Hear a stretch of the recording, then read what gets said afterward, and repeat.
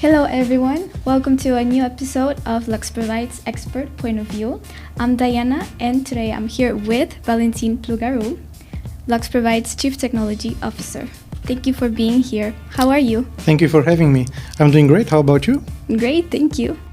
So cheers. Cheers. Great. Could you please briefly introduce yourself? Thank you very much. I'm Valentin Plugaru. I'm the Chief Technology Officer of LuxProvide. And that's it? No, I'm just joking. So I have the great pleasure to lead the Operations and Technology Department of LuxProvide, which takes care of the MeluXina supercomputer, and to lead also the technology strategy of the company. I'm part of national and European boards, in particular looking at and advising for supercomputing technology and their implementation at the European level. And what exactly led you into supercomputing? That's a good question. So let me take you back 20 years, now a bit more than 20 years. I had a fantastic opportunity to have a glimpse into supercomputing in Germany. I was already passionate about computer science, and when I discovered supercomputing, what it does, what it is used for, and what it can do, I was amazed. So at that moment in time, I knew that I wanted to be part of the field. But at that moment in time, I did not know yet that I wanted to make an impact into the field. And that came much later, came in more or less 10 years ago. And so you were doing your studies in Germany? No, I was not doing my studies, but I had access to supercomputing platforms that were there. So it was a choice along the way, it wasn't a deliberate choice? It was a bit of both. So I was passionate about computer science. I did not know that supercomputing existed in the beginning. But when I found out what you can do with supercomputing platforms, I said, okay, this is the Formula One for cars. This is the Formula One for computing. I want to be there. I want to be inside this field. So it was a choice, but I was attracted to it like a moth to a flame. And what were the major challenges in your career before joining LuxProvide? Well, that's a good question. So I could write a more experienced novelist could write a novel on the matter.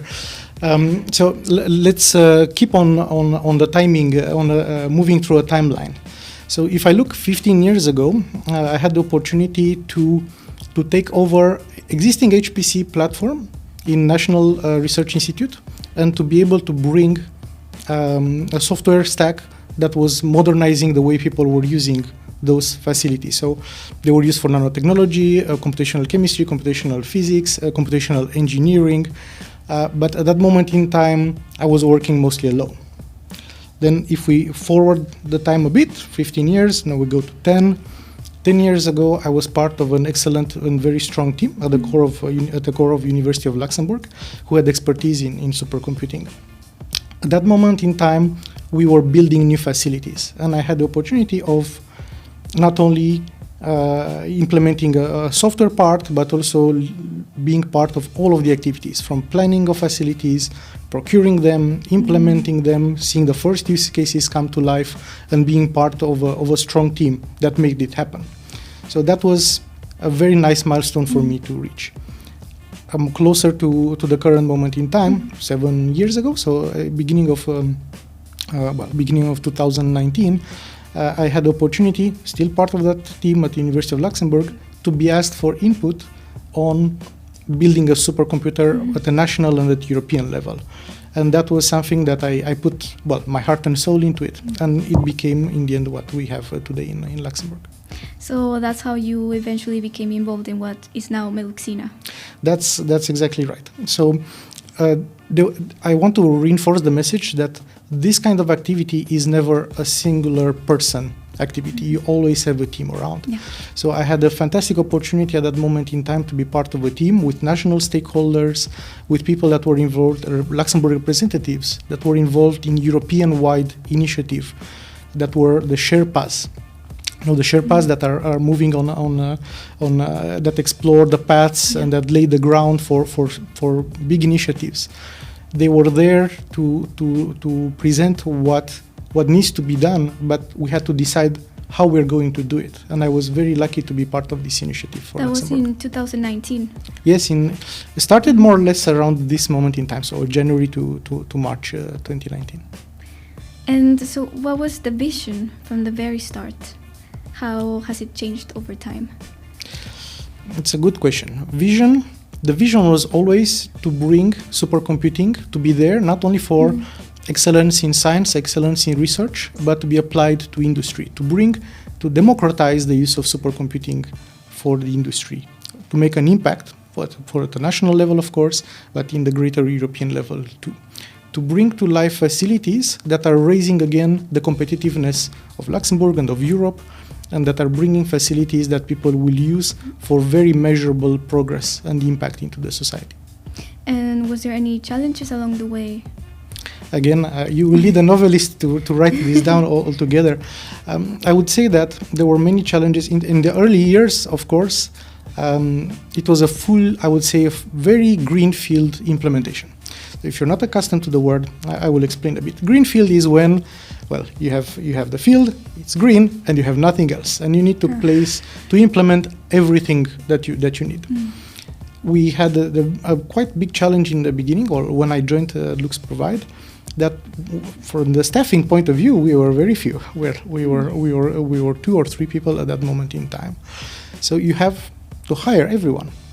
And if you remember those early days in beginning of 2020, there was something that somehow was happening at international level, which was called the COVID health crisis. Yes. So starting to hire for a supercomputing center experts in the field, motivating many of them to change job from where they were in Luxembourg or to come from abroad.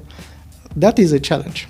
But we succeeded, so we had a good team that was started to be in place, and they were the first ones to implement the MeluXina supercomputer in beginning of 2021. So mission accomplished for that early team and a lot of efforts around the way, but that was definitely a challenge.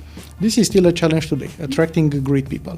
However, today, LuxProvide has much wider visibility on the national and European scale, so finding a great talent and people to join the team is a bit easier, I'm thankful to say.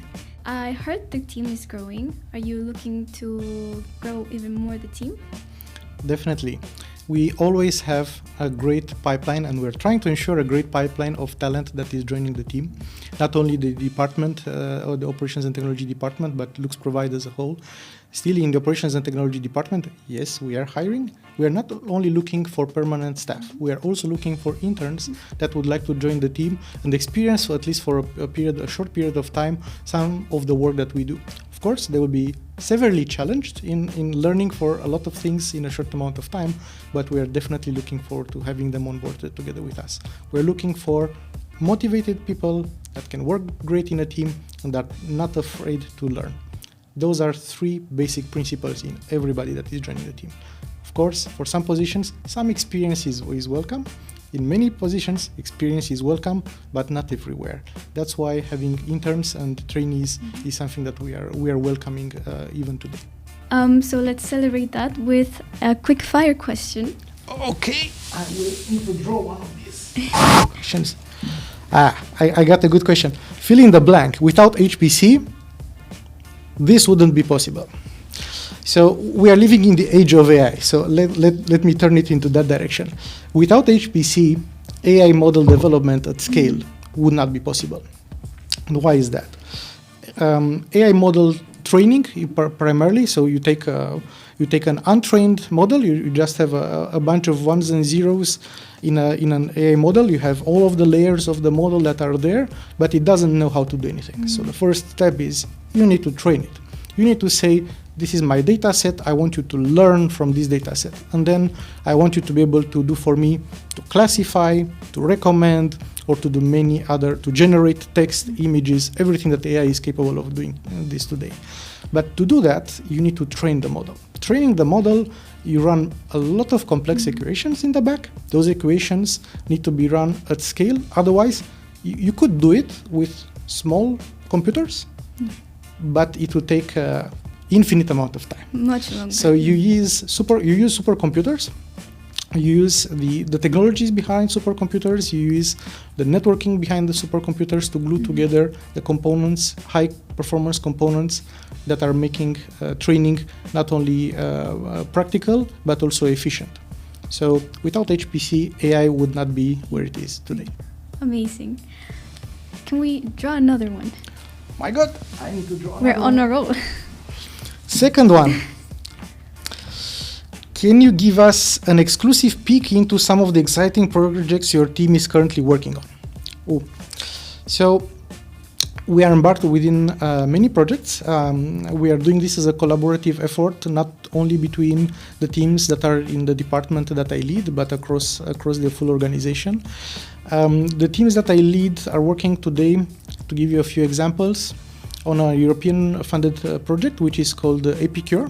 So Epicure is really at the core of where we can bring value in the ecosystem. We already have a great base with supercomputing with the MeluXina supercomputer.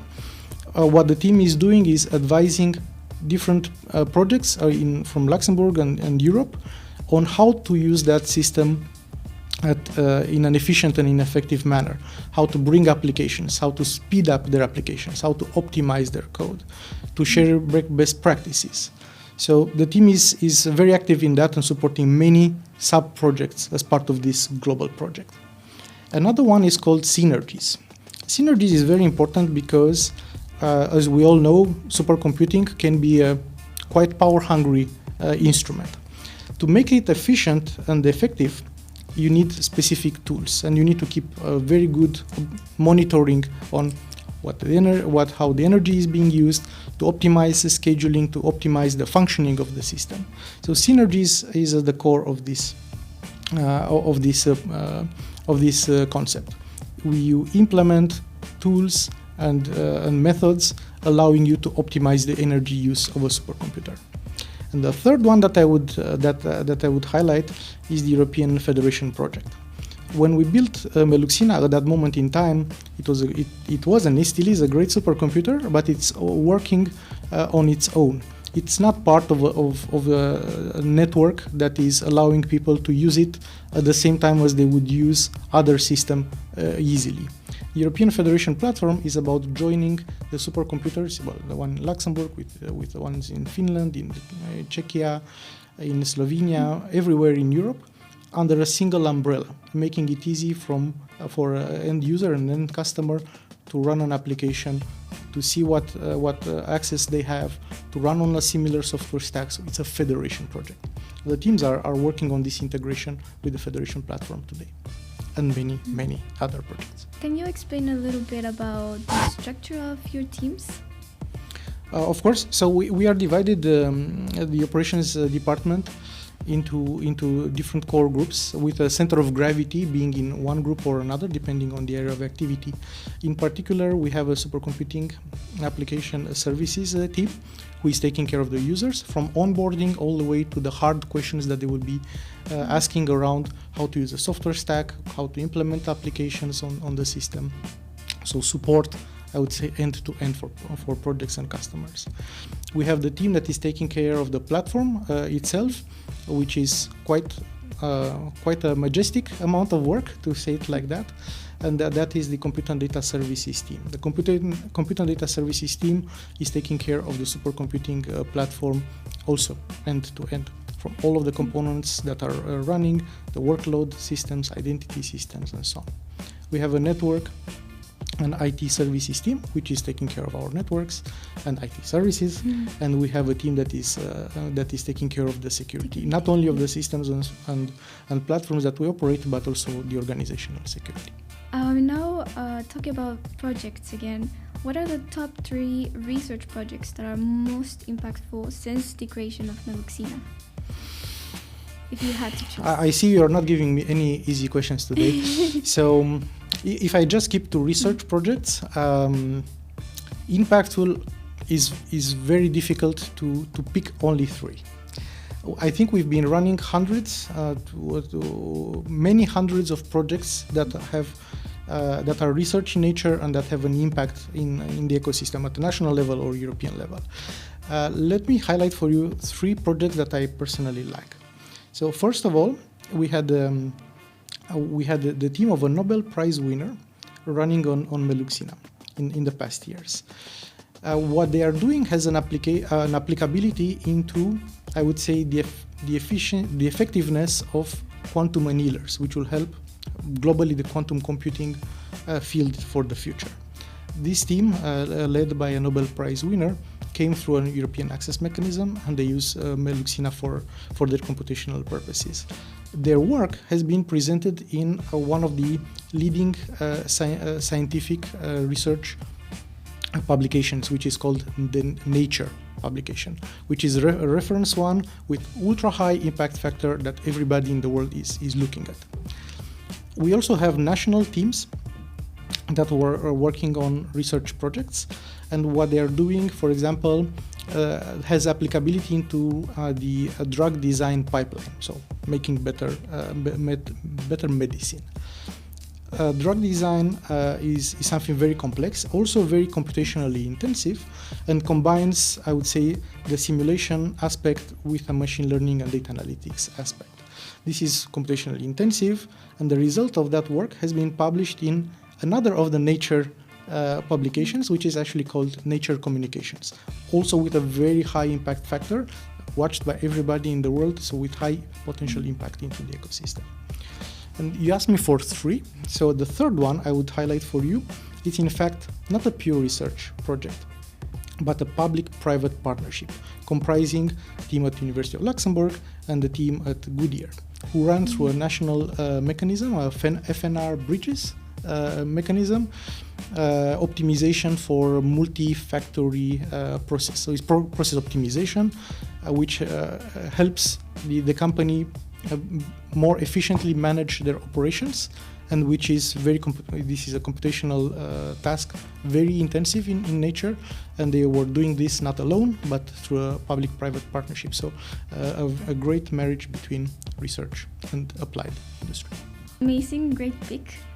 Now on to EuroHPC. In your opinion, what is EuroHPC's biggest accomplishment up until now? Today is the day for hard questions, because I have to pick one. So I would say that the way I see it, EuroHPC has its biggest impact in driving a strategy that unifies and which brings all the countries to work together, investing, implementing, and driving results and services into the ecosystem in a unified way. Why I'm saying this? Before EuroHPC existed, there were pan-European efforts in supercomputing, of course, and this led to many projects that actually continued even after EuroHPC came into being. But still, Europe was at that moment in time falling behind in competitiveness. There was not so much investment as could have been into supercomputing facilities for the benefit of industry and the science too. And when EuroHPC came into being, many supercomputers were launched in a very short amount of time, of course, and not only supercomputing platforms, but also the applications that would use them, the centers of excellence, the centers of competence. More recently, the AI factories and the follow-up that will exist to the AI factories. So those things exist because there is a unifying voice that is launched from the European Union in the shape of EuroHPC, with an expanding mission, not only supercomputing, but also AI and quantum. Perfect. And before we wrap up, how about a last round of quick-fire questions? Okay. One more question. If you could swap roles for a day with someone, what would you do? Okay, so I'm going to have a bit of fun with this one. So I'm a very avid movie and science fiction book fan. So I would like to place myself in the hands of a book or a movie critic, just because of having the first access to those movies or to those books. So I don't know if I would be a good movie or book critic, but I would love to be able to do that for a day.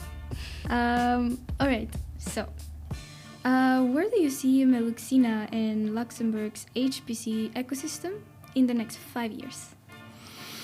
In the next 5 years. So we are in 2026, in 5 years, 2031.